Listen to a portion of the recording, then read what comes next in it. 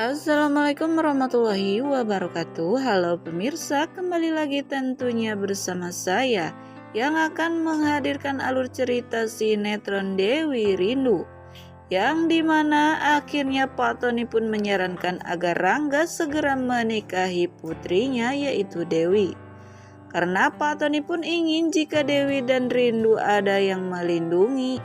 Karena sebelumnya Rindu pun yang hampir saja meregang nyawa karena akan terjatuh dari balkon rumah Satria. Dan tentu saja akhirnya Mama Yuna pun memberikan restunya kepada Rangga dan Dewi untuk segera menikah. Namun pemirsa, adegan yang sangat baper di sini terjadi ketika Rindu yang awalnya ngambek kepada Rangga dan Dewi. Karena sebelumnya Rindu pun yang kecewa merasa telah dibohongi oleh Rangga dan Dewi yang akan menikah, namun nyatanya tidak. Di sini Rangga pun mencoba dengan perlahan berbicara kepada Rindu jika dirinya pun meminta izin dan sekaligus meminta kesempatan sekali lagi untuk dapat menikahi mamanya Rindu. Tentu saja Rangga pun di sini tidak sabar ingin menjadi papa Rindu dan menjadi imam yang baik untuk Rindu dan ibunya.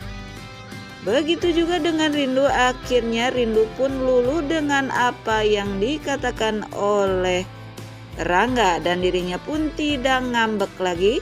Serta di sini Rindu pun yang sebenarnya yang memang tak sabar untuk memanggil Rangga dengan sebutan papa.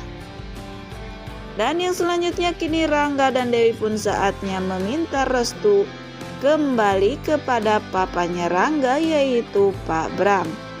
Tentu saja Rangga, Ibu Inka, dan Dewi pun mendatangi rumah Pak Bram. Namun ketika mereka datang, mereka pun dikagetkan karena melihat pemandangan yang sangat menganehkan ketika si Madam Enji dan Pak Bram terlihat berpelukan di kamar Pak Bram. Namun ketika Dewi, Rangga, serta Ibu Inka meminta restu dari Pak Bram, di sini Pak Bram pun murka kepada mereka karena Pak Bram pun merasa tersinggung dan merasa tak dianggap setelah mendengar jika Rangga pun akan melangsungkan pernikahan 5 Februari mendatang. Namun Rangga pun mencoba menjelaskan kepada Pak Bram jika bukan itu maksud dari Rangga. Namun ternyata Pak Bram pun yang memang sudah emosi terlebih dahulu tidak mau mendengar apa yang akan dijelaskan oleh putranya tersebut. Namun pemirsa, kita beralih ke adegan di mana terlihat di rumah sakit keadaan Nino yang menyedihkan karena cedera parah akibat kecelakaan yang menimpanya. Di sini terlihat si April pun yang tidak bisa menerima keadaan suaminya ketika ketika April pun harus merawat Nino yang tidak bisa apa-apa. April pun marah-marah dan berlaku kasar ketika merawat suaminya. Belum lagi mamanya April yang marah-marah karena Nino yang terbaring sakit memakan biaya yang cukup besar dan menguras isi dompet dari mamanya si April. Namun ketika malam tiba terlihat Dewi pun yang masih belum tidur. Dewi melihat Rangga dari jendela kamarnya yang belum tidur juga dan terlihat si Rangga ini sangat gelisah ya pemirsa. Tentu saja si Dewi pun menelpon Rangga lalu mereka pun akhirnya mengobrol di telepon sambil saling memandang dari jendela rumah mereka masing-masing.